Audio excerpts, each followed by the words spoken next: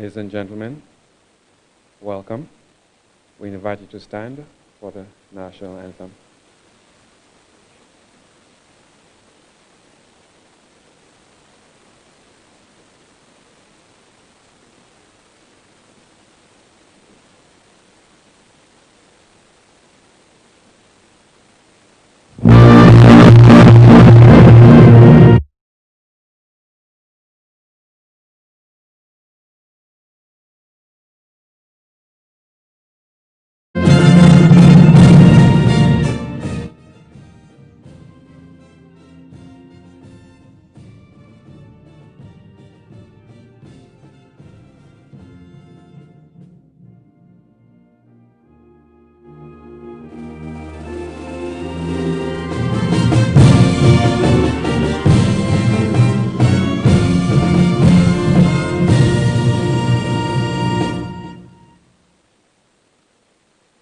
Please take your seats.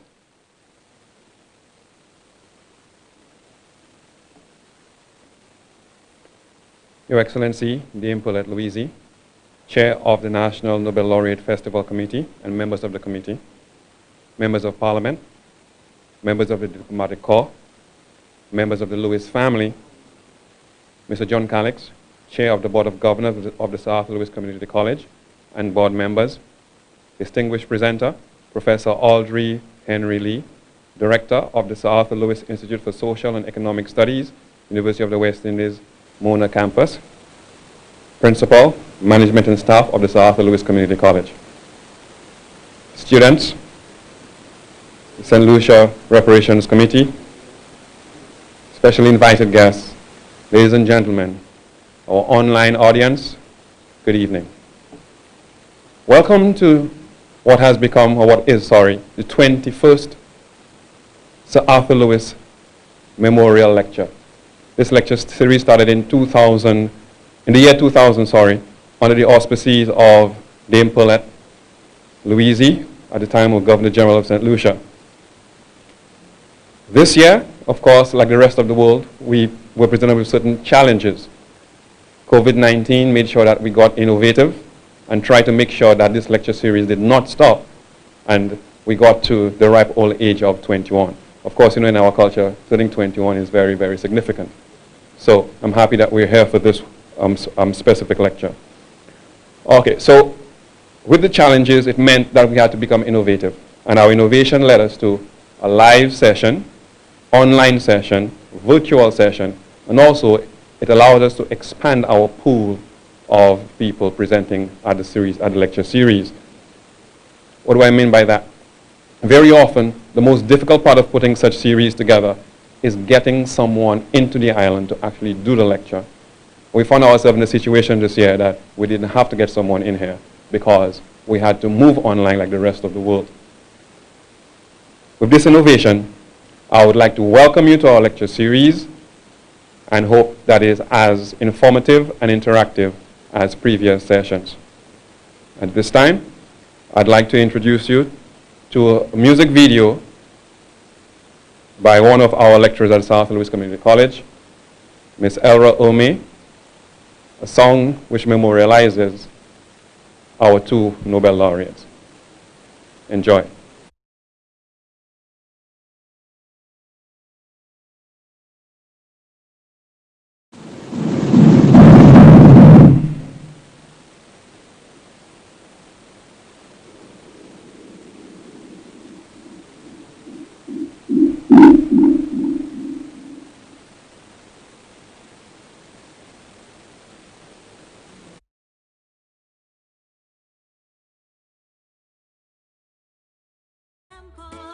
And showed us it is possible for us St. Lucians work to be deserving of the highest recognition.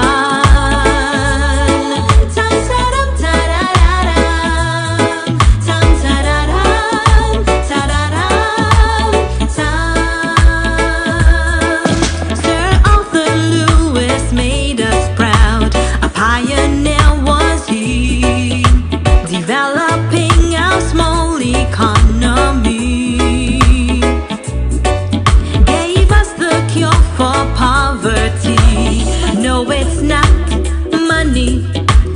knowledge that will elevate this country. Oh yes, we come from smallness, yet still we achieve greatness. Just look at Sir Arthur Lewis, just look at Honorable Walcott. Oh yes, they set the example and showed us it is possible for us St. Lucians work to be deserving of the highest recognition.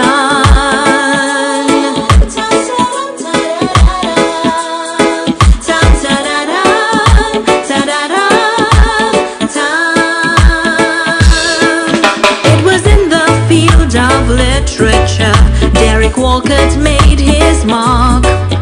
He's a great creator, lover of the arts.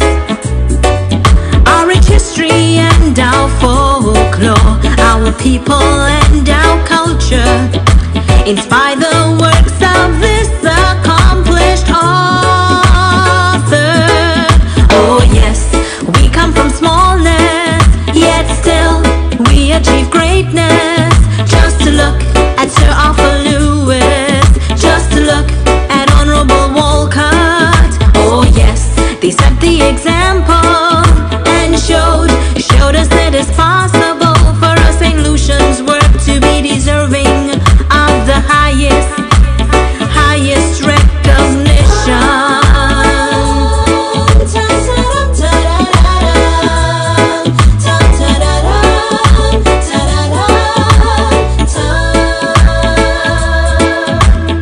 You can be next even though you're from a little isle. You can be next even though you're now just a child. You can be next, strive for excellence in all you do. Yeah, next Nobel laureate could be you. You can be next even though you're from a little isle. You can be next even though you're now just a child. You can be next, strive for excellence in all you do. Yeah, it could be you.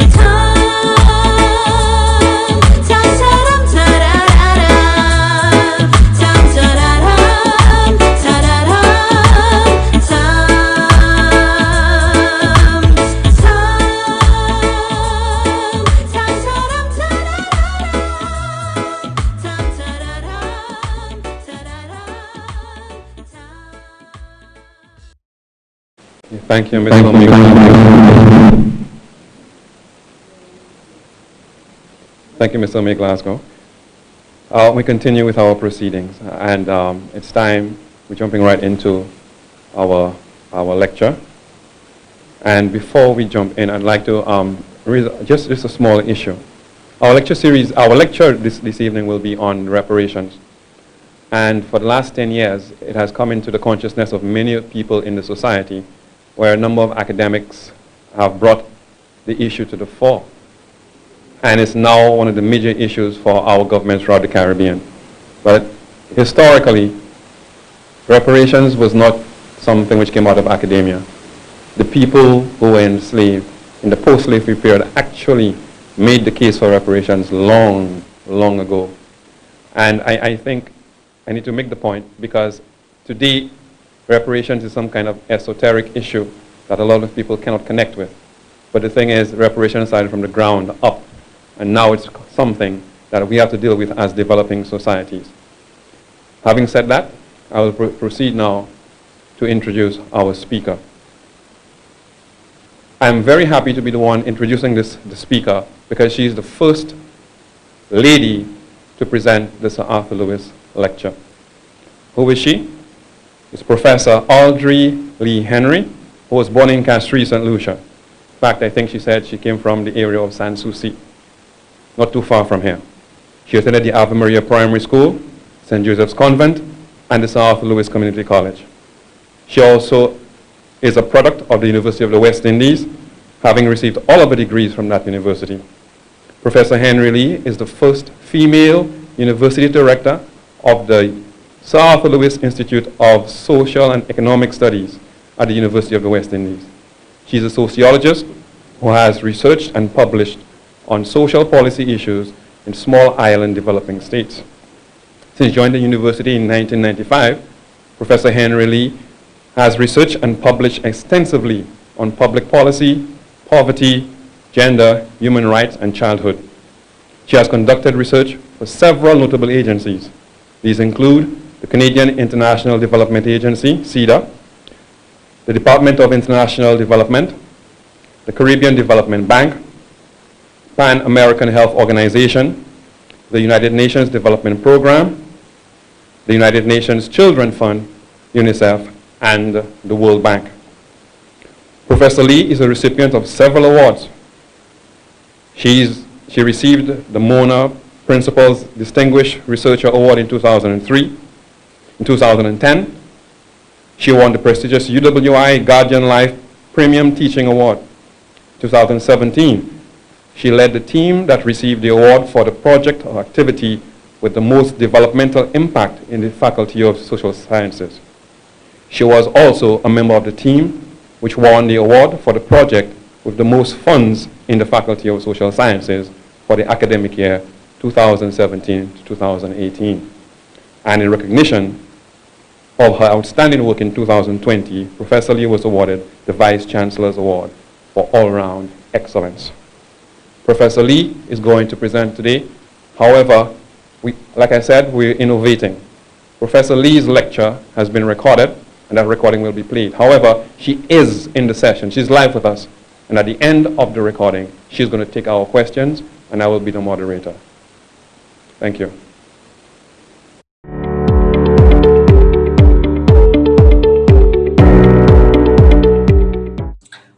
Thank you for that kind introduction. Your Excellency, Dame Paulette Louise, Chair of the National Nobel Laureate Festival Committee and members of the committee, members of Parliament, members of the Diplomatic Corps, members of the Lewis family, Mr. John Calix, Chairman of the Board of Governors of the Sir Arthur Lewis Community College and members of the board, principal, management, and staff of the Sir Arthur Lewis Community College, students, St. Lucia National Reparations Committee, specially invited guests, ladies and gentlemen, online audience, good evening. I have invited children to this online talk as they are the future and they must continue the fight for justice. I promise to keep my remarks as simple as possible. I wish to thank the organizers for inviting me to give this feature address. I am honored and humbled. My profound gratitude to Dame Paulette Louise, my former French teacher. I am humbled that she thought that I would give this occasion justice. Merci beaucoup, Madame Louise. Ladies and gentlemen, this speech would not have been possible without the support from Ms. Samoya Smith, who helped with the literature review. I acknowledge the work of Sir Hilary Beckles, Professor Mark Figueroa, Dr. Samuel Bradford, Professor Vereen Shepherd, Dr. June Suma, and several others who have written and presented on Sir Arthur Lewis and reparations. Academicians like me always seek judgment for their work, and I thank Dr. June Suma, a great Caribbean historian, for her kind comments on the first draft of my paper. The title of my presentation is We Cannot Breathe, Sir Arthur Lewis and Reparatory Justice for the Caribbean. I start with my conclusion that Sir Arthur Lewis was correct to call for reparatory justice because of the high price of slavery and colonization that we have suffered. I place my argument in a context where we were unable to breathe freely during slavery and we are breathless as we struggle with COVID-19 and our endless quest for sustainable development.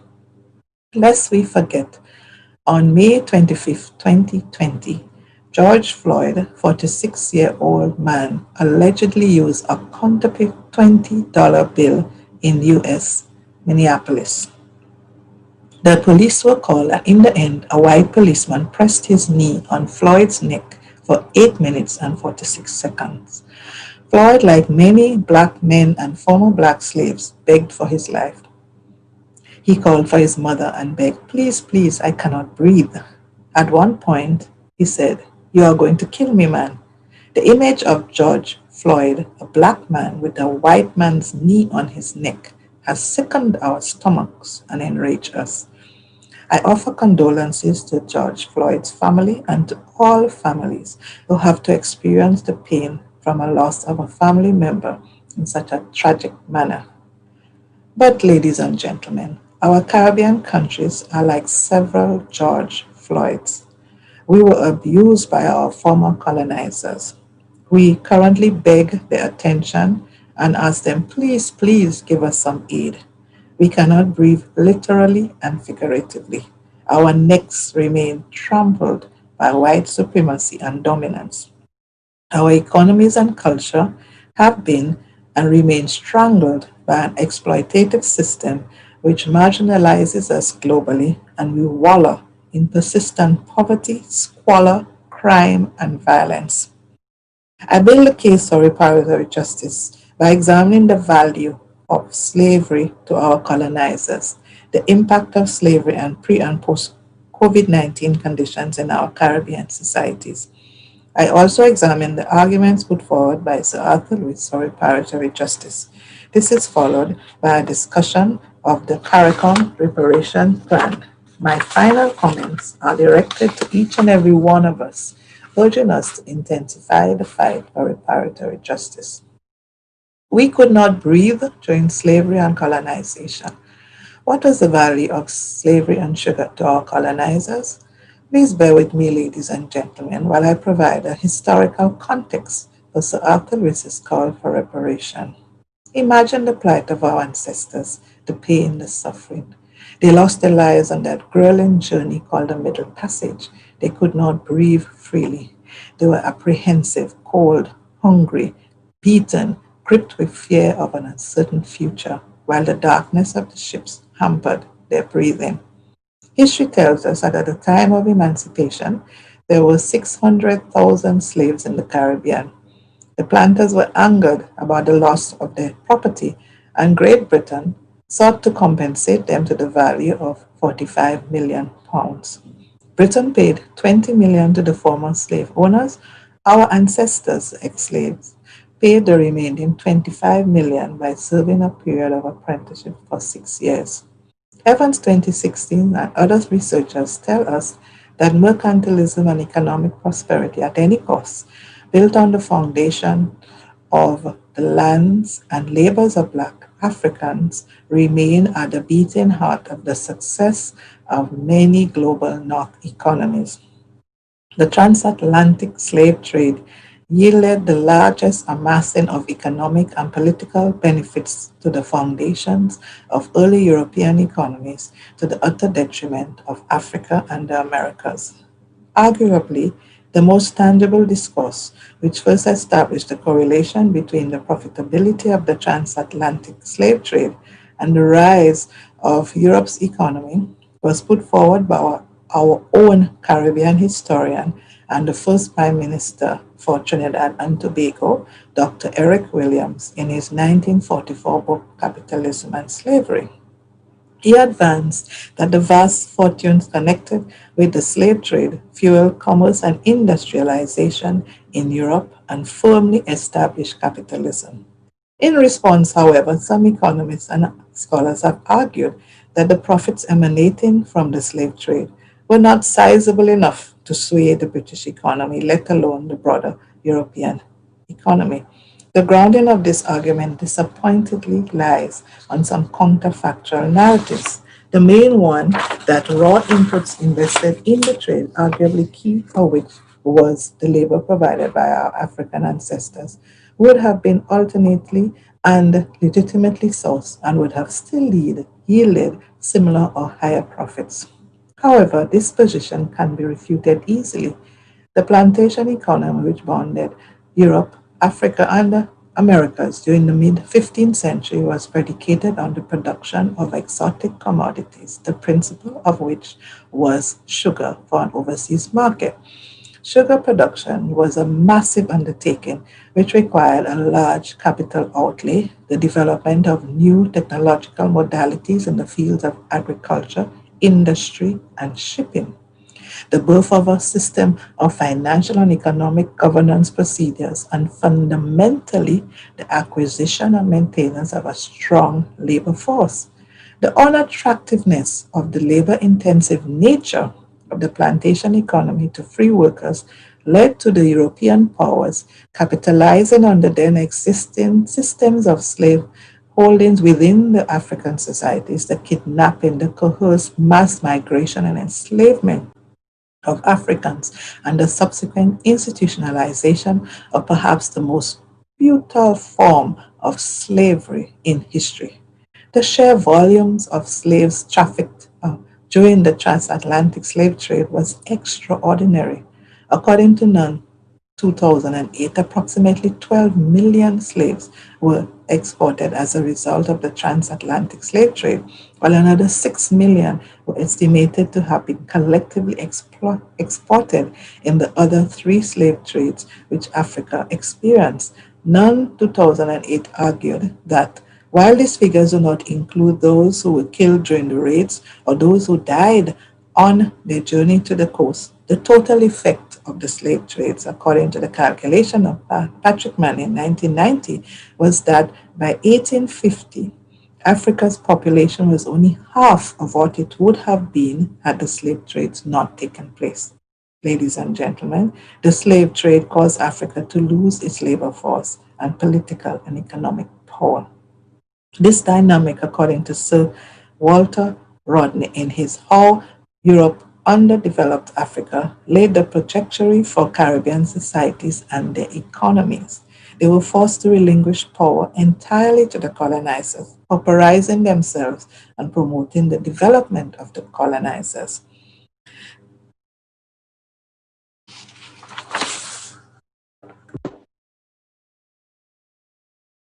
The revenues generated from both the slave trade and the planters' bailout were reinvested in the British economy. In fact, Cornelius 2020 posits that the British government reparation to the British slave owners on the abolition of slavery was one of the biggest bailouts in the British financial history. These reparation monies were utilized as capital for investment in the Industrial Revolution. Cornelius 2020 contends that even the very architecture of many towns and cities, including university buildings, were financed through the monies of slavery and colonial exploitation. The benefits of the colonial slave labor and resources extended well beyond the highest echelons of society, and these benefits were built on racism and a sense of entitlement to exploit the peoples of labor and color. We could not breathe. What was the impact of slavery and colonization?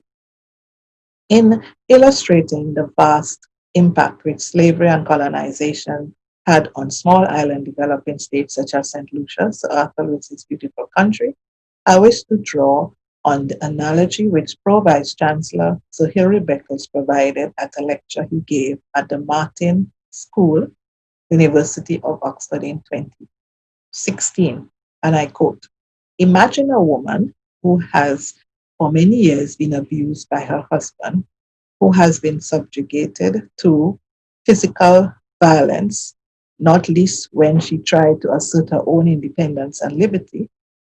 She finally leaves him, but when her free at last euphoria subsides, she finds that she has confined herself and her children to poverty, separating them from the family wealth and infrastructure that she had helped to create." End of quote.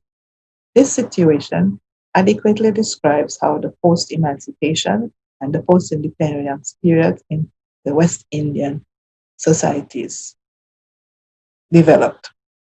We have made great strides since emancipation, but it has not been easy. Descendants of slaves have experienced much upward social mobility, and we have gained political independence. But at what cost? Rosina, in 2015, demonstrated that since 1970, the Caribbean region has been confronting moderate to low economic growth as the mean real GDP growth rate for the region stands at 1.8% for the period 1970 to 2012. With the exception of the high-performing outliers such as Belize, Guyana, St. Kitts and Nevis, and Trinidad and Tobago since 1990, she concludes that the absolute growth rate for the region is well below par when compared to other developing countries in the world, and least developing countries since 1980. Ironically, however, the World Bank has ranked all the Caribbean countries, with the exception of Haiti, as having either high or middle income, despite the region's generally poor economic growth performance. This, of course, limits our access to financial assistance from our former colonizers. Let me pause, ladies and gentlemen, to mention our brothers and sisters in Haiti. If ever there was a country whose oxygen has been taken from them, it is Haiti. The first Caribbean country to become independent has been punished severely for that audacity. France has trampled on its neck and ensured that they never breathe again. Haiti has been blacklisted by all, their economy and culture marginalized forever. We would spend an entire day to discuss the impact of slavery and colonization on Haiti, so let me get back to my main arguments. Perhaps even more damaging than the economic effect is the psychological impact of slavery and colonization. Samantha Logman Mills, et al., 2019, speak about the psychological trauma of slavery and of being captured and the Middle Passage and enslavement. Slavery has destroyed African identity, Black identity. And I quote, "There is little about slavery that is not traumatic. The loss of culture, home, keen, attendant sense of self, the destruction of families through the sale of fathers, mothers, and offspring, physical abuse, or even witnessing the castration of a fellow slave. Yet subjugation was the most heinous aspect, as it sought nothing less than the annihilation of that which is uniquely the human, the self." End of quote. Our Caribbean people have experienced intergenerational trauma, and Longman Mills et al. Assert that we see the manifestation of this intergenerational trauma in our low self-esteem, shame, anger, and aggression. Longman and Mills 2019, quoting Hicklin and Hutchinson 1990, who speak of Roast Bradford syndrome in the Caribbean. That is, people who are dark-skinned, who view and identify themselves from a white and Eurocentric perspective. Many of us are not comfortable with our black skin. Bleaching is a widespread phenomenon as we try to permanently scrub off our blackness and shame. Carol James et al. 2016 noted that among 1,226 university students aged 18 to 30 years from 3 Caribbean countries, Jamaica, Barbados, and Grenada, the prevalence of skin bleaching was 25.4%. The authors also associated skin bleaching with child abuse, trauma, and depression. We continue to hear statements like, "She pretty for a black girl, eh?" We cannot associate blackness with beauty, with prettiness. And I call for the reparations for black women who will doubly brutalized for their labor and for their sexuality. Slavery has left us with a deep-seated anger, and we direct that anger at our black brothers and sisters. Hicklin and Walcott, 2013, assert that the high rates of homicide, violence, and aggression in Jamaica is intricately linked to the wounds inflicted by slavery and colonization. As Bob Marley tells us, emancipate yourself from mental slavery. None but ourselves can free our minds. Ladies and gentlemen, let us examine the pre and post COVID-19 periods. The suffocation continues. Sir Arthur Lewis's call for reparation remains even more relevant as we cope with the ravages of COVID-19. It is ironic that COVID-19, a virus that affects the lungs and hampers one's breathing, has crippled all countries everywhere. Our Caribbean economies were limping pre-COVID-19, and the suffocation has intensified during the pandemic. Please bear with me while I provide evidence of struggling countries desperately trying to breathe life into their economies and how the pandemic has taken away more air from the collapsing lungs.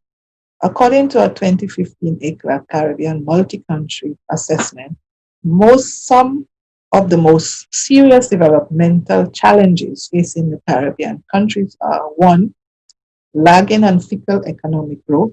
2, high and rising levels of unemployment. 3, significant levels of poverty. 4, inequality of wealth and income. 5, underachievement of the Millennium Development Goals in relation to health and the increasing trend in non-communicable diseases. I will speak about that later. Number 6, acute vulnerability to natural hazards and substantial risks ensuing from climate change and rising sea levels, and these are all compounded by governance and implementation constraints. Lagging economic growth, unemployment, poverty. These are some of the same issues that we focus on in his work. It is already evidence, ladies and gentlemen, that we will not meet the Sustainable Development Goals set by the UN 2030 agenda. I will focus for a little on economic growth, the debt crisis, climate change, labor market issues, education, and health before I examine Sir Arthur Lewis's call for reparatory justice. Bear with me, I'm setting up the context, I'm setting up the stage for his work. All these aspects or sectors of the Caribbean society are in crisis and manifest remnants of grim legacies of slavery and colonization. All the data that I will discuss will portray the unhealthiness of our economies and further demonstrate the strangulation of our Caribbean societies. All of this as I build the case for Sir Arthur Lewis's call for reparatory justice. Ladies and gentlemen, the Caribbean Association of Banks revealed that the outlook for the Caribbean in 2020, prior to the pandemic, based on projections by the Caribbean Development Bank, CDB, was an average growth rate of 4.2%.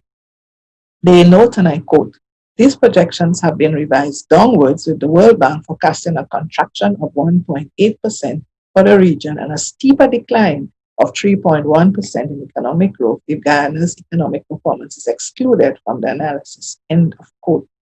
Ladies and gentlemen, our current monetary debt to our former colonizers is strangling our economies.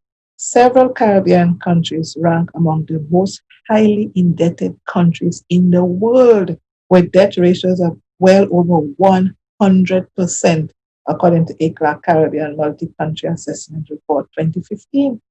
As it pertains to public debt, the Caribbean leads in the debt to GDP ratio, with at least 9 countries up to 2013 reporting a debt to GDP ratios that have exceeded the accepted critical threshold of 60%. A target of 60% of GDP debt benchmark by 2030 was established by the Monetary Council of the Eastern Caribbean Central Bank for its member states. It is expected that Caribbean countries will borrow even more to meet their financial obligations during and post-COVID-19. St. Lucia's indebtedness was equivalent to 65.9% of GDP in 2019.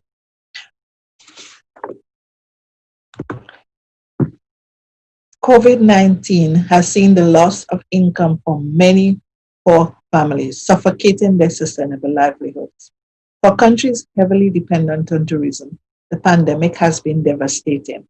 Travel restrictions have resulted in hotel closures and the death of small craft industry.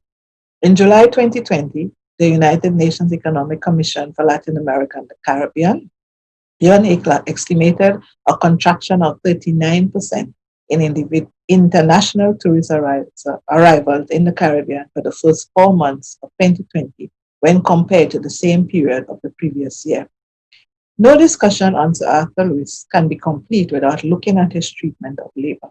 He experienced the 1930 riots, and they provided much food for thought. Restructuring of our labor force is key to the ensuring that we have economies that can breathe in a sustainable manner. According to Lewis, a basic labor supply model sees the economy as divided into 2 sectors, a modern capitalist industrial sector and a backward traditional agriculture and traditional services sector. Govern 2005 stated that Lewis's model sought to answer 2 issues that bothered him. Why were the terms of trade always moving against primary products? And 2, why had real wages remained constant in Britain during the first 50 years of the Industrial Revolution, while profits and savings increased. And in 1954, Arthur Rice published a paper, Economic Development with Unlimited Supplies of Labor. I use a very brief modified version of Becker 2001 summary here of Lucie's work. Labor migrates from the traditional sector to the modern sector at a fixed wage. The capital sector grows and the subsistence sector contracts. Profits are reinvested in the productive activity. Surplus labor is absorbed and the economy develops. In a closed economy, profit rates in the modern sector are likely to fall as a result of rising wages and rising prices in agricultural goods. The agricultural sector experiences low rates of productivity growth and capital formation. Low productivity in the traditional sector means low wages in the modern sector. Economic growth occurs by the reinvestment of modern sector profits and drawing workers from the traditional to the modern sector.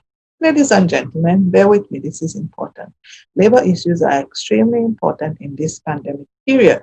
A little history is important for us to discuss the context of the current labor issues. The plantation economy model, which was created by a large scale,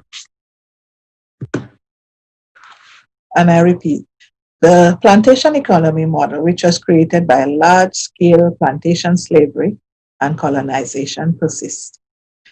This legacy of Caribbean states, being mostly agrarian societies with export production as their main economic activities, is a relic of our colonial past. An exploitative work ethic with economic and political power concentrated in the hands of the ruling white planter class was maintained post-emancipation. In fact, as Harris Roper 2014 has pointed out, that employment laws during this period was designed to subjugate and control the Black working class. In the case of St. Lucia, Sir Arthur Rice's island home, Thompson et al. 2012 tells us that planters crafted and administered vagrancy laws and an elaborate system of taxes and fees to uphold the social and economic status quo, economic dependence of the free men on employment from the prior captors.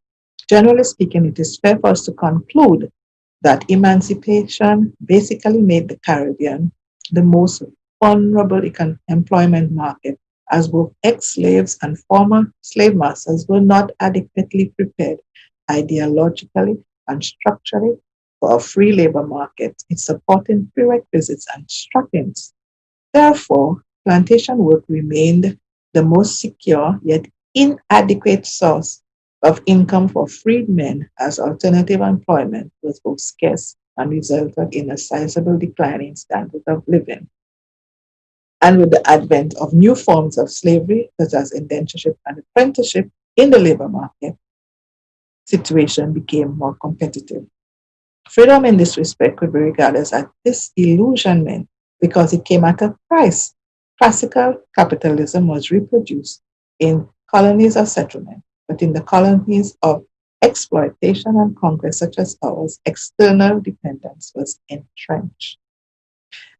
Sassoon 1992 states that the transition from a colonial to a national economy promoted the further development of the owning activity, which brought unquestioned success in the plantation societies, public administration, and service activities, which ensured its smooth operation. Ladies and gentlemen, it is important to spend time on the labor issues, as it is through decent work that our families can maintain sustainable livelihoods and breathe freely, economically and socially. So bear with me. The employment profile in the Caribbean has largely remained as mostly services-based, with most Caribbean nations placing high dependency on the tourism sector for their growth. In fact, St. Lucia's GDP, according to 2017-2018 budget estimates, is comprised of 82.8% services, of which tourism, both direct and indirect, contributes 65%, 14% for the industrial sector, and 2.9% for the agricultural sector. With the closure of the global and local economies, the tourism industry undoubtedly experienced the most severe economic shock and subsequent fallout, and its breathing has been severely restricted. According to the St. Lucia's COVID-19 Human and Economic Assessment of Impact Report 2020, and I quote, persons working in the service industry businesses such as restaurants, hotels, and other tourism-related industries, the self-employed in the informal sector, the craft, the retail, agro-processing, and taxi drivers, part-time and or seasonal employees, and underemployed were the hardest hit in terms of income loss, loss of jobs, and reduced working hours, end of quote. Let us look at the poverty issue. Poverty is a human right violation. Poverty resulted in George Floyd's alleged use of counterfeit $20 US bill. His blackness served as a barrier to the attainment of justice. The World Bank has projected in its macro poverty outlook of October 2020 that poverty is expected to increase was expected to increase in 2020 as a result of income and job losses, and despite the mitigation measures implemented by the government. The pandemic has had such a severe negative impact on the job market and livelihoods, disproportionately affecting the poor. Over 70% of households saw their incomes decrease since the beginning of the pandemic. Especially poor households have limited access to basic social goods, also facing difficulties in ensuring sufficient food security. Based on the current growth projections of the poverty rate, we expect that the poverty will increase to 22.8% in 2020, implying that 8,000 St. Lucians will be falling into poverty according to the measurement of poverty in 2020. It is expected that this will be alleviated by the time we calculate the 2021 figure as the economy recovers and international travel resumes with the introduction of a vaccine. Additionally, St. Lucia's PAHO country profile, July 2020, has projected that high structural unemployment, 20.2% as of 2017, and underemployment, especially among youth, 38.5% as of 2017, would worsen and significantly hinder social and economic development. These high unemployment rates are increasing social vulnerability and exclusion. Ladies and gentlemen, no discussion on development can be complete without examining the education sector. We expect so much from this sector. We hope that it will breathe life into our fragile economies. Education has been promoted as a vehicle to escape poverty. Lewis himself noted the importance of science and education, and I quote, "The strength of the scientific establishment in any country is related to its general level of education." End of quote. Restructuring education must be key to the attainment of healthy economy. One of the most important drivers of economic development is an educated labor force, which can foster higher productivity through an outward-facing perspective of incorporating the country's unique human, social, economic, and environmental needs, and thus sustaining and nurturing institutional framework for the accumulation of human capital. A brief history is so important to understand the current structure of the education system in the Caribbean. By and large, the current system of education throughout the Caribbean is inextricably linked to colonialism. The concept of formal education in the Caribbean was born out of convenience for the sufficient education of those from the white minority class who could not afford to travel to the metropole. In this regard, access to education was exclusive to the ruling minority. It was more suited to life in the mother country, as it failed to consider local circumstances as the foundation upon which to build critical knowledge production and skills transfer, more suited to the plantation economy model in which the blacks lived and operated in. In the current context of the St. Lucian education system being significantly impacted by the COVID-19 pandemic due to school closures and the substitution of face-to-face learning with online instruction to students the colonial legacy of teacher-centered models of learning, which is more suited to European countries, is all too glaring.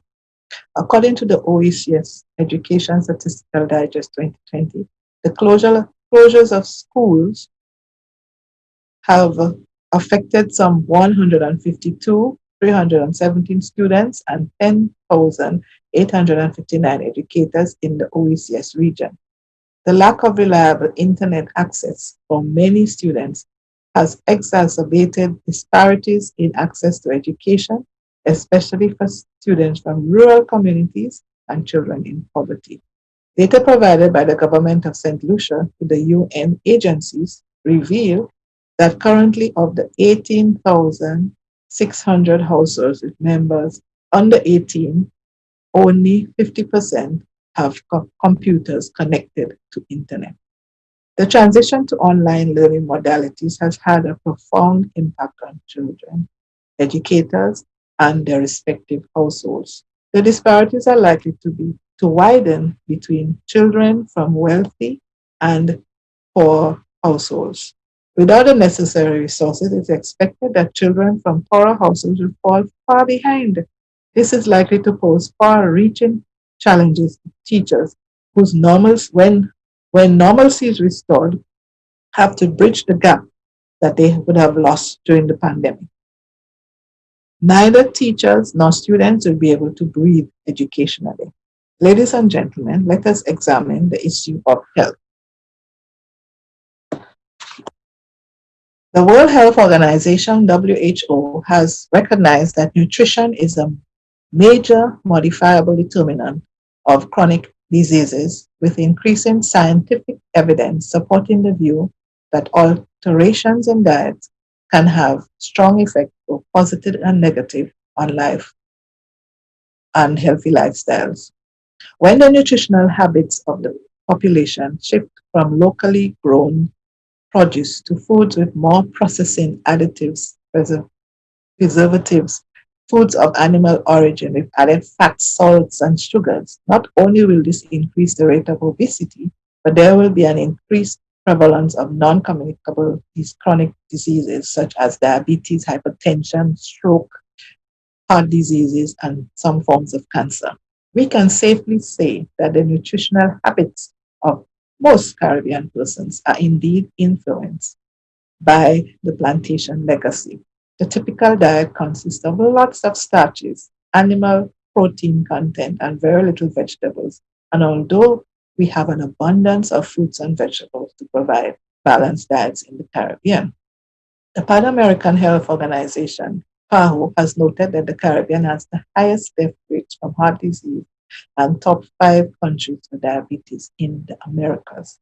Among the countries in the Caribbean community, CARICOM, heart disease ranks as the leading cause of death. Other conditions such as cancer, stroke, diabetes, and HIV are among the leading causes of death. Chronic diseases were determined to be the primary cause of potential years of life lost for persons aged 65 and below among CARICOM countries. The World Health Organization estimates that 80% of heart disease and diabetes and 40% of cancers are preventable. Another 30% of cancers are treatable. According to PAHO, in the case of St. Lucia's, chronic non-communicable diseases such as heart disease, stroke, diabetes, and hypertension, they were responsible for 58% of premature deaths in 2012. We have literally stopped breathing, ladies and gentlemen. Ladies and gentlemen, I have spent the last 30 minutes or so providing evidence that proves that slavery and colonization have crippled our Caribbean economies and societies and left them gasping for life after slavery. The COVID-19 pandemic continues our suffocation, and we need some help to breathe. I believe that you will agree with me that there is need for reparation, and that's what Arthur Lewis called for in his work is very relevant. So let us turn to Sir Arthur Lewis's argument for reparatory justice. What did Sir Arthur Lewis say about reparatory justice? How did he link it to the Caribbean Development Plan?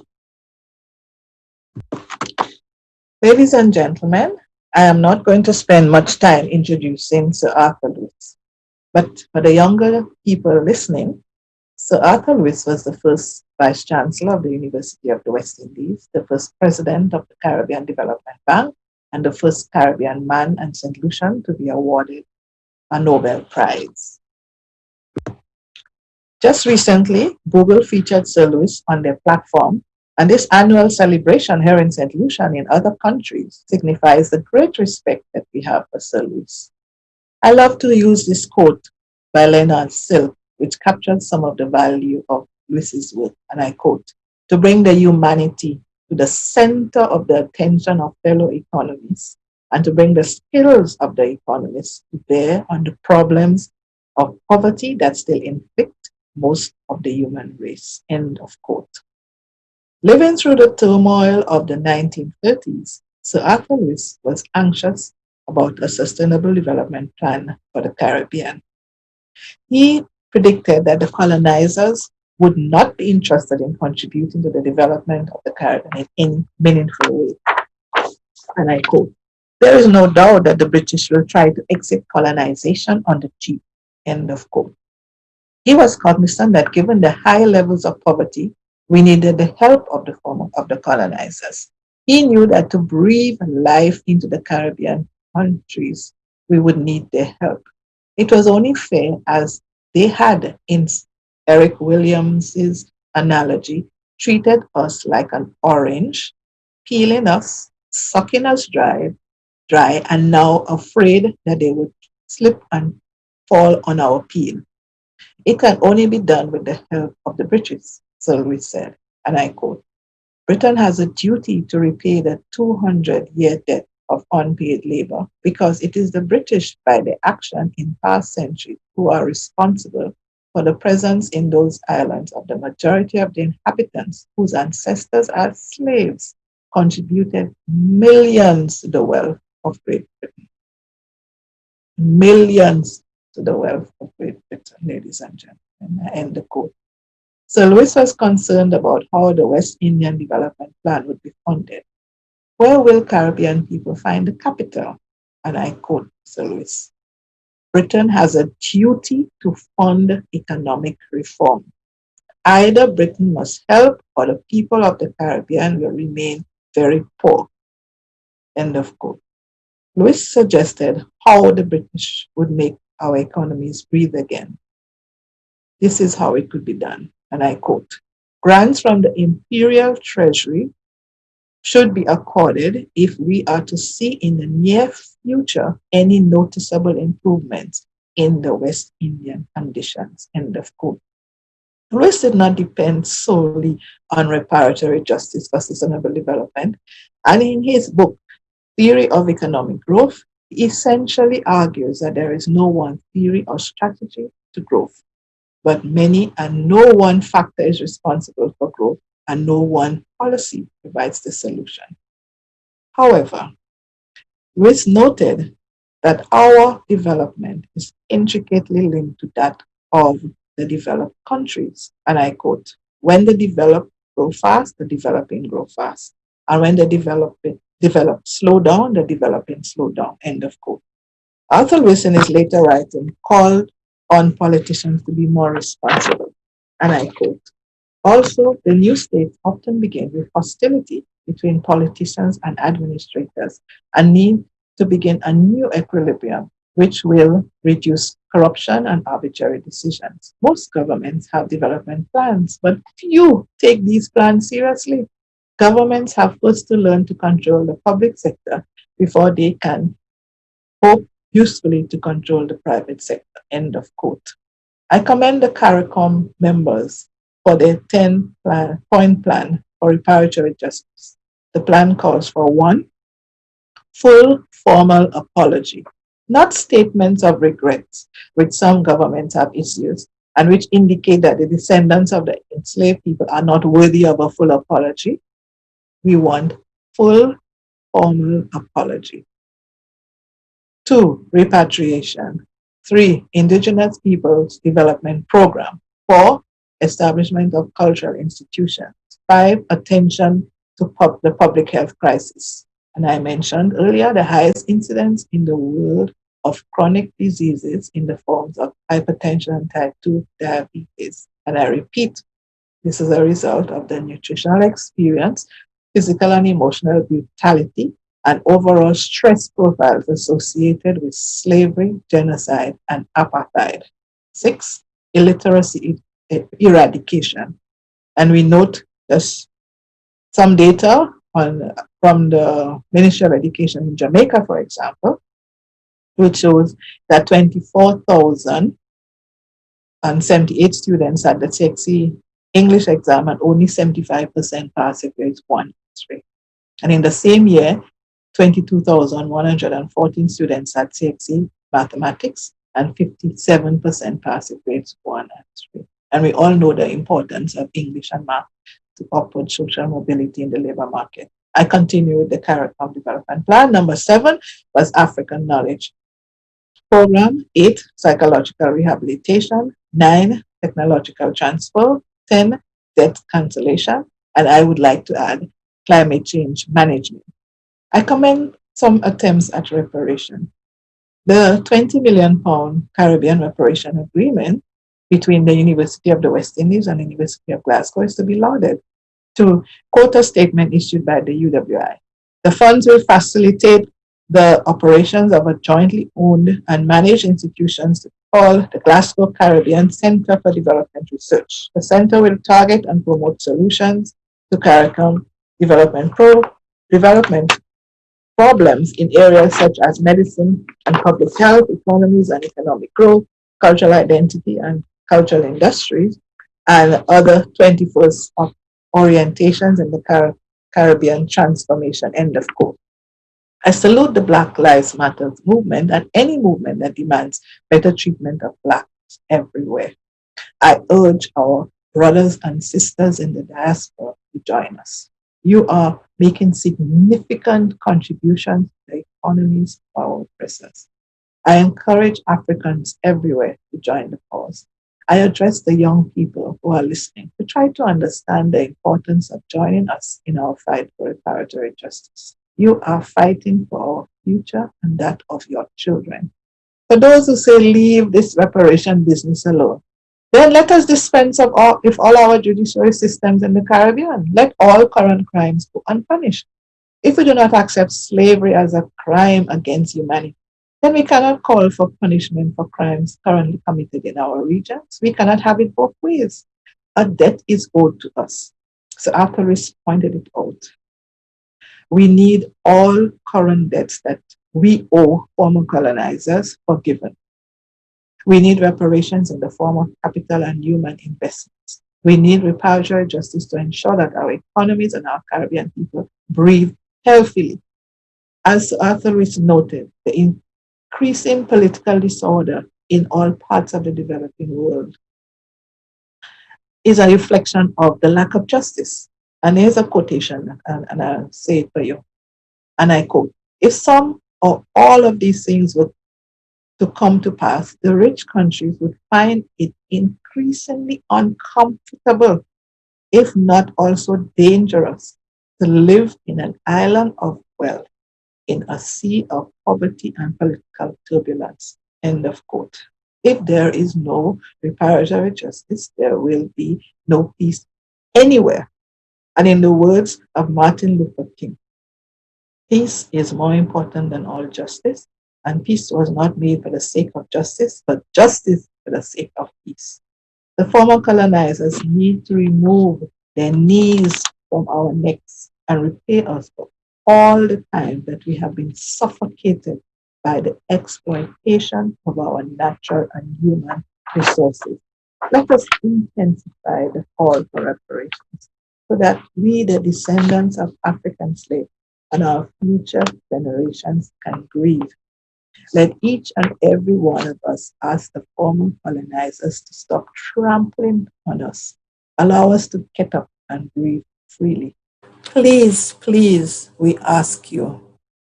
You have extracted so much from us. It is now time to repair the damage that you have caused to our ancestors, to us, to our children, and all future generations of Blacks in Africa and the Caribbean. Remove your knees from our necks. No, not tomorrow or next week. No. I thank you for listening. Fire in the mountain, nobody found him. Take me to the mountain and make a monkey out of him. Poor John, nobody found him. Poor John, nobody found him.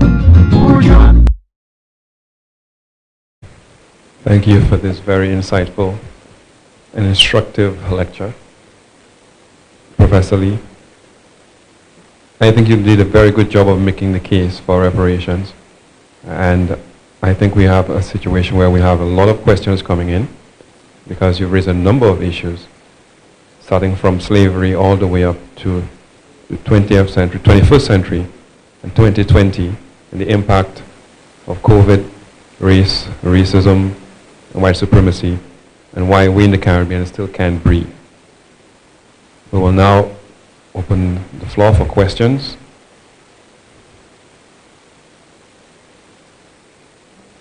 Hello? Yeah. And I will start with the first question.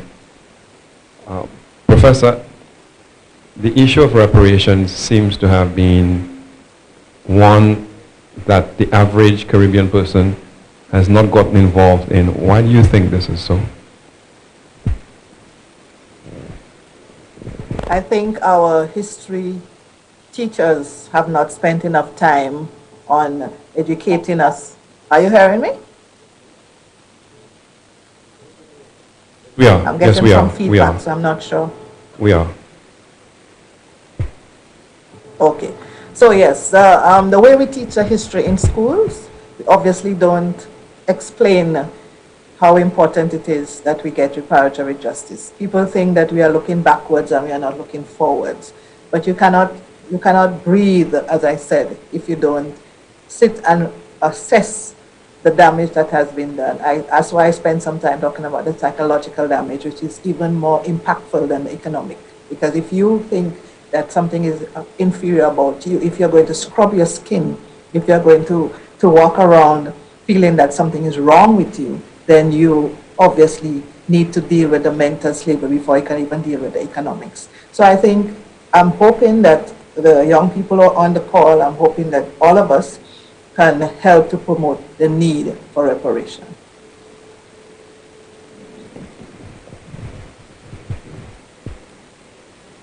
Okay.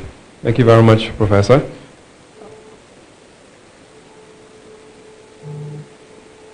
You paid special attention to the education system in your presentation. How do you think we can make changes in this system to impact, the society? I think right now the plantation legacy of education has made it that good quality education is not accessible to everyone. So this common entrance exam, I know we have various versions of it in the Caribbean, but it actually entices and encourages inequality. Because you have a set of people who, for example, in Jamaica, if you get 90 and above, you go to the traditional high schools. If you get 70% or if you get 60%, you are doomed to go maybe to a school that has no name, so that you may be even ashamed to say the name of the school. So we have to find a way in which, for example, all secondary schools have the same kinds of resources and facilities so that nobody is fighting to get into a traditional high school. And I'm just using Jamaica as an example. So we need to ensure that at all levels there is equitable access to good quality education. And I think that if we begin with that, dispense with the common entrance, make sure that the rural schools have good quality teachers, that children in the inner city have access to good teachers, then we will begin to see some improvement in the education system. Of course, the way we teach is still entrenched in the plantation mode. We are still teacher-centered. We are not student-centered. And it's all about how well you can memorize what you have in the book and how well you can reproduce what you have read. And we have to stop that. We have to find a way to get our students to be more critical. Like I ask my students, criticize what I write. I write, it's true I wrote something, but tell me what you think. Don't just repeat what I said. And so we have to develop from a very early age in our children that they must not be afraid to be critical thinkers. And once we get that into the system, I think we'll begin to see some change in the education system. But right now, the fact that there are only some schools that have good quality education and the rest of the children who go to non-traditional high schools, for example, in Jamaica, are just doomed to a life of nothing, no upward social mobility, and they know from day one that they are not going to be in the upper class. They are going to be employees and not employers. Thank you. Thank you for that response. Professor, we have another question here. You spoke about the structures, colonial structures, and they still remain. How do we get these structures out, and how would reparations help that process? Well, one of the things, I'm not a politician, but I don't study political science, but one of the things that bothers me a lot is the Westminster model that we have inherited. And because of that model, it means that every 5 years, our politicians are fighting to get votes. They are doing everything to get votes. There has to be a way in which we dismantle this Westminster model and we find a model that is going to allow our politicians not to try to scramble for scarce resources. That is the issue. I think that we need to fix the system of governance to ensure that our people choose wisely and that our politicians are not led by getting the votes at all costs. In terms of dismantling systems, it's going to take a long time. As I said, the psychological damage is so deep that it's going to take a long time. Imagine in 2020, we have people who are still bleaching. How do you tell a young girl not to bleach when she will say to you that when she bleaches, she has a better opportunity to get a job, she has a better opportunity to get a man, and that she feels better about herself. So how do you begin to change that kind of psychic that these young people have? We have to start by the younger ones. Sometimes I think that there's a generation that is a little lost, and maybe we need to start with the early childhood education and begin the story from there, because some young people, it's going to take a lot of time for us to be able to change them. Thanks for that response. We have another question here. Sir Arthur Lewis's work being brought into this reparations conversation here positions him as a radical thinker. And I don't think most of us would think of Sir Arthur Lewis as a radical thinker. Why do you think it has taken so long for him to be positioned as a radical thinker? Yes, I think that we did not look very carefully, and I'm very happy that the reparation committees all throughout the Caribbean have highlighted the fact that, in fact, Sir Lewis was ahead of his time, and that he knew that something had to be done to repair the damage that had been done to our Caribbean countries. So it's very, I love this exercise that we had today, and I hope that we have several more in schools, and we have several more, as I say, early childhood education from the very beginning.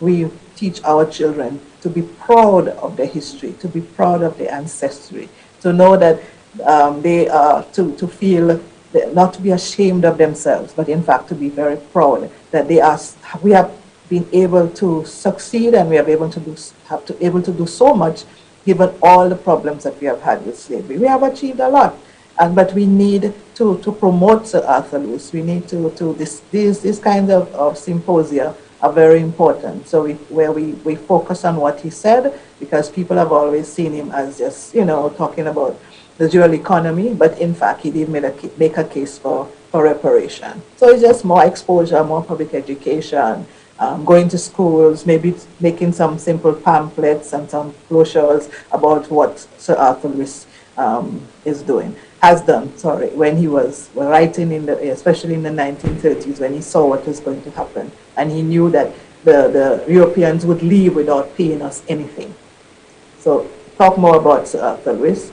I remember being very disappointed that we put out a call for a scholarship for Sir Arthur Lewis. What we wanted was somebody to write an essay about Sir Arthur Lewis. And there were not many essays that came in. People seemed not to know much about Sir Arthur Lewis or just dismiss him as some old timer. So we are the ones who now have to, through our public education, examine his work much more. So I appreciate and commend the organizers of this symposium. Thank you. Okay, we have another question here coming from social media. How much has the COVID-19 crisis made the colonial structures which still exist in the Caribbean more apparent? Well, the very fact that in quality of our access to good quality of health has always been a problem. And we know that the poorer persons will have access to the public sector, and what we know in the public sector, there are deficiencies. So the more money you have, you are able to go to the private sector and get good quality care. This is the same thing that happened. That's how the colonizers set it up, that those who have money and those who could afford it would go to the better service health facilities, and those who have not just die. So we have to, even in America right now, if you look at the statistics, there are the access to good quality health by the blacks is much less than those by the whites. So it's just in terms of race and class, you see these factors playing out in terms of access to health care. So I'm asking the health authorities that when the vaccine, for example, comes out, that we ensure that there is a way in which it's affordable and free. I'm hoping that once it comes to the Caribbean and we are able to get the vaccine, that it is free, because otherwise it will just be the intensification of inequality in the health services, where if you have the money, you get a vaccine. If you don't have the money, well, you die, or you just don't get it. So I'm hoping that we find a way to get the vaccine free. Okay, thank you for that. One of the major responses to reparations and the call for reparations in the Caribbean has been universities who are looking at their books right now to see how much they benefited from slavery. How are we going to get governments to understand how their countries benefited from slavery and colonialism and do what Lewis has been asking them to do for so many decades? How do we get the Europeans to understand? Universities seem to be getting in there, but the governments the universities are getting in there. But I am beginning to, I must commend persons like Sir Hilary Beckles. I mean, I enjoy listening to him because every time he talks about reparation, I learn something more. And his voice and the fact that the CARICOM committee and community has come together with a 10-point plan, I think is just, again, wherever you have an international forum, you speak about it, you push it, you ask and Sir Hilary said so in one of his talks, that we need the help of the African continent to help to push the cause of reparation. Because if the Africans themselves join in it, then we would be able to, and as I said in my lecture, their labor force suffered tremendously. Their resources were depleted. So if they join in the call for reparation, then we would have more voice. And then people will start to listen more, and then we would get the governments to pay more attention. But the universities are beginning to come on board. What I need to know more about that plan, though, because I get the impression that we don't just get the money, but that we have to raise the money. So I'm going to ask more about the plan, because I want to be very clear how that 20 million for the University of Glasgow is going to be obtained by us. Is it that we raise the money with them, or is it that it's a pool of funds that you're going to give us? It's not clear to me, so that's something that I want to know, because we don't want to be tricked by anybody. I'm sorry. Okay, thank you again. We have another question coming from social media. And those people out there in the virtual space, please send your questions in.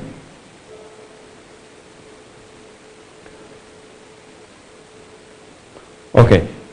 You spoke of, well, you used the metaphor of the knee on the neck, and you made a direct connection to health. Well, do you think that COVID-19 presents an opportunity for us to request reparations? Speaking specifically about the vaccine. I think it does. As I said, COVID-19 is an illness that came from outside. Again, we are affected by externalities. And I used the breathing in the title and throughout my paper to show that even now, ironically, we are being strangled by a disease that is of the lungs and respiratory system. So we need now to ask in our request for reparation that we get the vaccines free. That's one way. Or send vaccines for everybody in the Caribbean. We don't have to pay 1 cent. Of course, some people talk about which vaccine to take and whether we should take vaccine. And there's, of course, some of us are reluctant to take vaccines. But I think once we have settled and understood that the vaccine, and once we have tested the vaccine has been used long enough for us to know that it is fine, then we should push to get free vaccines for everyone. Okay, that would be one of the ways in which we can put in, one of the things we can put in our reparation plan. And it would be in keeping with one of the points that the CARICOM 10-point plan spoke about in terms of health. They did mention health. Okay, thank you. We have a question here. The question is about monies. With the history of the Caribbean governments with reallocation of funds, how do we ensure that reparations funds are properly allocated? That is a very good question, and that is why I chose to mention that Sir Louis was very interested in the eradication of corruption among our politicians. He did not have a very high opinion of them, and he was aware, so that when people say, it's only reparation we spoke about, no, he is saying that we have to do is a combination of strategies that we have to put in place. And one of them is our governments to be less corrupt. And we can spend another night talking about the corruption of our governments. We are not going to hide from it. Many of our governments have caused us to be in the economic situation that we are in now. And they have to stop, and they have to think about and take responsibility and know that when they are taking monies that are not supposed to be used in that way, then we are the ones that are going to suffer for future generations to come.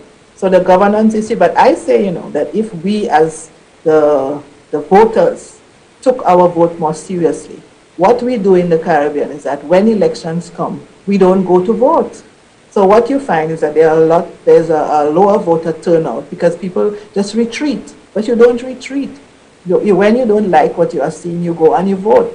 And I think that if politicians realize that they are going to have higher voter turnouts and people are scrutinizing them better, then they would be a little more, they would follow the rules better. But a lot of countries, when you look at their voter turnouts, it's quite low, 53%, 60%. Where are the other percentage? Why are they not engaging in the process? And by not engaging, we are sending the wrong message to our governments, that we do not hold them accountable. So, and also we must not be afraid to stand up and speak. If something is going wrong, we need to say something is going wrong. Some of them brave souls are there, but others are afraid of victimization and say nothing. But I think that vote, that people seem not to realize how our ancestors fought for it, you need to use it in the ballot box and vote them out if they are not doing their work. And when they come with their manifestos and tell you ABC in the manifestos, when they come back and ask for your vote, ask them what has happened to ABC. That is how we should judge them. Don't just clap at everything they say and then go and vote, or don't go and vote. We need to use those manifestos to hold our politicians accountable. Sorry, I'm talking too much. Thank you. Okay, we have another question here. Do you think that the concentration, because whenever people hear reparations, they speak about money, do you think that the focus on money undermines the argument for reparations? Well, to be fair, it's not all about money. That's why I took time to list the 10-point plan. It's not all about money. It's about opportunities. We wouldn't mind, for example, if we got more scholarships, if we got more money for research, if we got more help in our health systems, for example, the vaccines. It's not all about money. It's about building human capital. It's about transfer of technologies. It's building, for example, a good one would be building museums that show the history of the Caribbean people. I think that would be excellent if our students were able to go to museums and see what the history of the African, the slave trade, etc. We don't have any sensible museum in any of the Caribbean countries. So the cultural institutions, building our cultural institutions, building museums, that doesn't always have to be about money.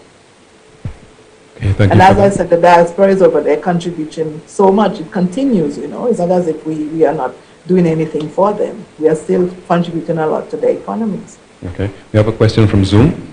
You mentioned the role of women in improving the Caribbean economy. I was looking forward to hearing more about this from a woman's perspective. How can women feature as critical partners in the improvement of Caribbean economies? We're interested in hearing more about this, about the uniqueness of their role. Yeah, that is very true. And in fact, I had done a talk before about Sir Arthur Lewis's treatment of women and how he was he focused on women, and how many times, I think 103 times in his writing, he spoke about the role of women and how without women the economy cannot move, etc. But because I was focusing on reparature justice, I didn't bring in the quotes about women. But yes, women are very important.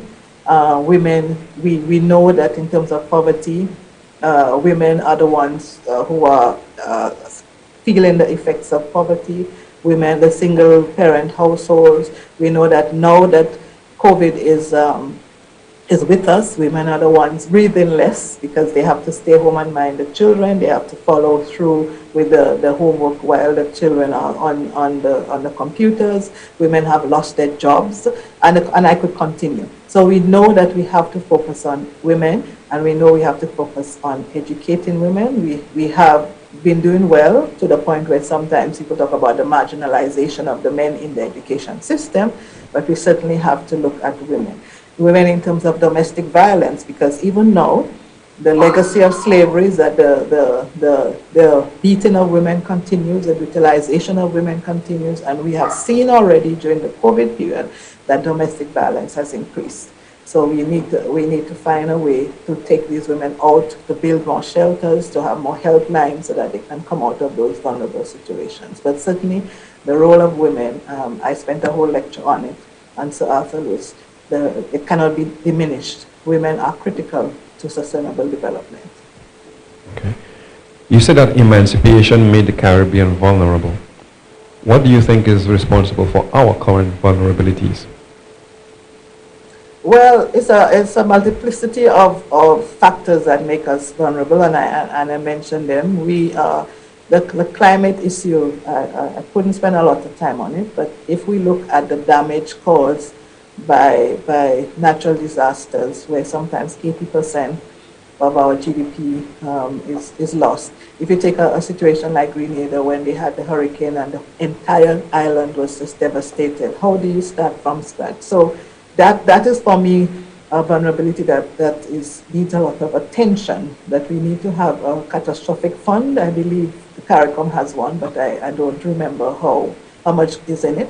But we certainly need a fund, and we need to have high levels of insurance so that when those natural disasters take place, we can rebuild. Because as much as we try to grow and to have institutions and to infrastructure, just one hurricane just comes and puts us back 25 years. So that is for me the number one concern, climate change. And again, because I didn't see it in the CARICOM plan, reparation plan, but because the fact is we are suffering the effects of climate change, not through our own doings, but that of the doings of the developed world. So reparation must include help for us. So the catastrophic fund must come from whatever it is they are giving us to make sure that we are able to to build on proper housing and proper and infrastructure to be able to fight the hurricanes. The other thing too is, of course, the governance issue. I think that sometimes we don't put the governments don't put they don't place priorities on what they're supposed to, for example, education and health. It's amazing how they find money for certain things, and when it comes to education, when it comes to health, they cannot find the money. So I would say the climate change, and my second issue for me right now is the governance issue. How our politicians are not doing what they are supposed to do. And I also say the third one is that as Caribbean people, we do not hold our politicians accountable. So these are some of them. And of course, we can go on to the education structure that is not enabling, etc., and that is to focus and go on. But these are the three main issues for me. Okay, can I keep you in the same space?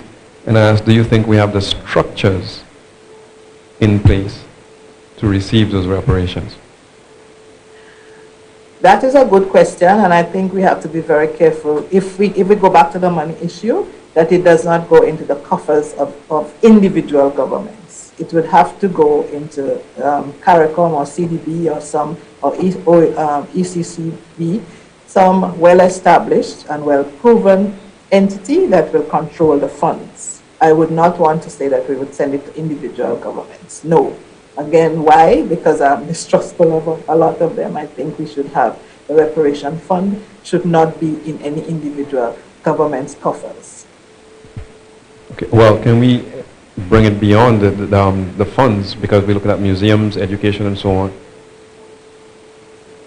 Yes, I'm saying that even when we are building the museums and all of that, the monies would have to pass through somewhere like the CARICOM, the Caribbean Development Bank. That's where I think I would like to see the monies go, so that they would control the funds and not sending it to St. Lucia or Jamaica or Grenada. No, we want it somewhere where we have we can monitor and they can give us an account of how it is spent.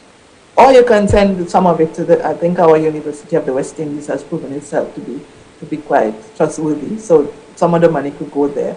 But if it's to building the museums and the cultural institutions and developing the arts and culture of the Caribbean, which I think is very, very important, I would say give it to CBD. But as I say, reparation is not only about money. It's certainly about knowledge, about writing our history in such a way that the young people listening can understand why reparation is so important, and ensuring that they begin to feel pride in themselves. Okay. Professor, a lot of your work has been focused on children. How would they figure in this process? Yes, well, I could spend an entire day talking about children. There are quite a number of groups of children that are marginalized. You have the children with disabilities, children, street children, children deprived of familial care, children who are coming in conflict with the law, and children whose parents are in prison, children whose parents suffer from HIV/AIDS, and we can continue. And certainly the groups of children who are from poorer homes and rural communities are always disadvantaged. So we have to find a way to invest in children. I actually have a book called Endangered Childhood in the Caribbean, because I believe right now our children are like an endangered species because we are not investing enough in them. I don't think we have seen the value of investing in our children. And we just, we go through the motions, but we have not understood how it is important to invest in all groups of children. And I think those that I mentioned earlier, they slip through the cracks. Yes, we do what we can for those who get formal education and those who access the health system, but we don't go and look for those vulnerable ones that I mentioned and make sure that they are drawn in and they are given proper investment. And that is why we continue to have a situation where the youth unemployment rate is so high, that we have so much crime among the young people, and that we have so much crime and violence, etc., because we are not investing in our children. And I certainly promote early childhood education, high investment in early childhood education. We must begin, and I keep saying it even now, if we can't get the young people to be convinced about the legacies of slavery and reparation, then let us start again. Let's start from scratch. Let's begin with the early childhood period, 0 to 8 years. Let us teach them about themselves. Let us teach them about civics. Let us teach them about pride, patriotism, what it is to be a black woman, a black man, and be proud of yourself. You know, and lots of role models. They must begin to get from very early talk to women who have succeeded, men who have succeeded, and realize that, you know, as the song said earlier on, you played it, that all of us can be great. Okay, thank you very much, Professor. We have no more questions, and we'll move now with the next item on our agenda, which would be the vote of thanks. Thank you very much.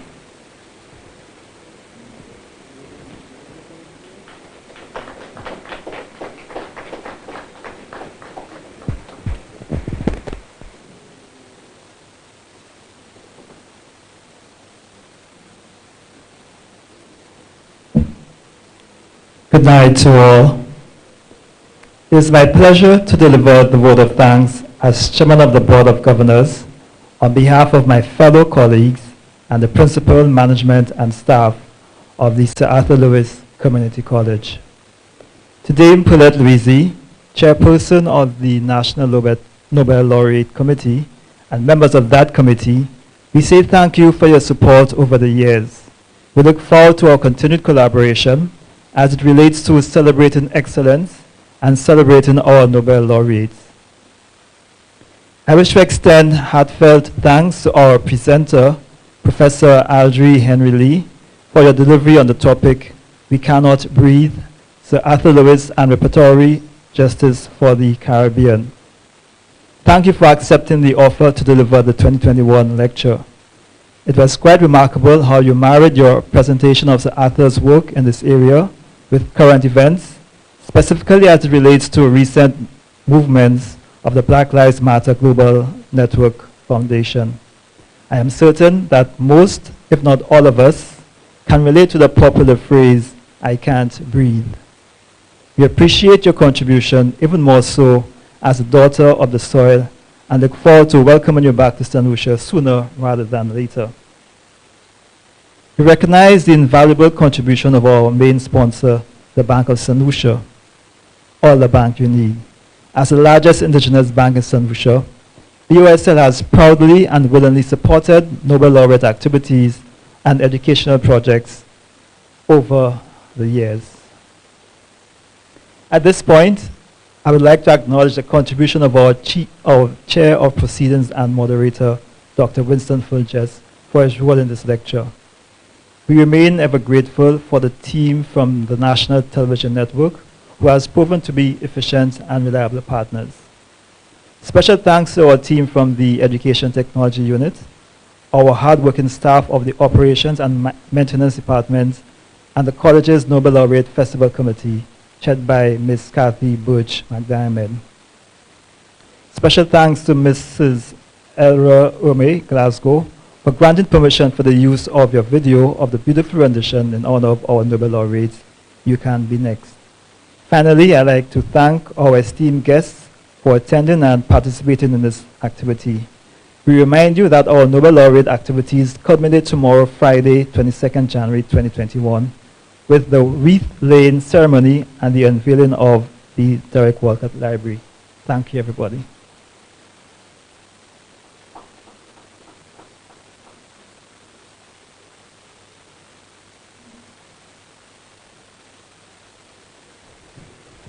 Okay, thank you, Mr. Calix, Chair of the Board of Governors. I'd like to thank everyone for giving us your time this evening and participating in our 21st Arthur Lewis lecture series. Have a good night.